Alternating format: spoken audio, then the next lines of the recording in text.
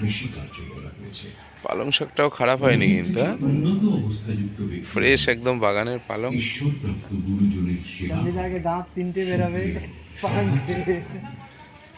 শুভ্রের অর্থ হীন এর মনে ধনে পাতা পেয়েছে। অযোগ্য নিম্ন শ্রেণীর সাধকই শুভ্র।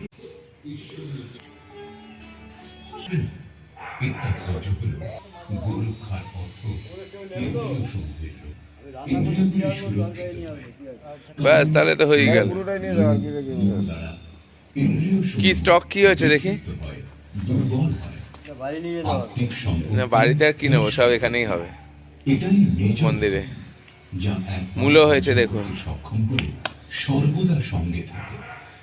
এই যে আমাদের বাঞ্ছারামের বাগান, এই সম্পত্তি বাঞ্ছা সাকসেস। মূল্যটা আমাদের বিদ্যাধনম সর্বধন প্রধানম, এই বিদ্যা অর্জন করাই বাণিজ্য। কৃষি কাকে বলে? দেহটাই ক্ষেত্র। এই অন্তরালে যে বীজ বপন করা হয় তা ভালো মন্দ সংস্কার রূপে সঞ্চিত হয়। অর্জুন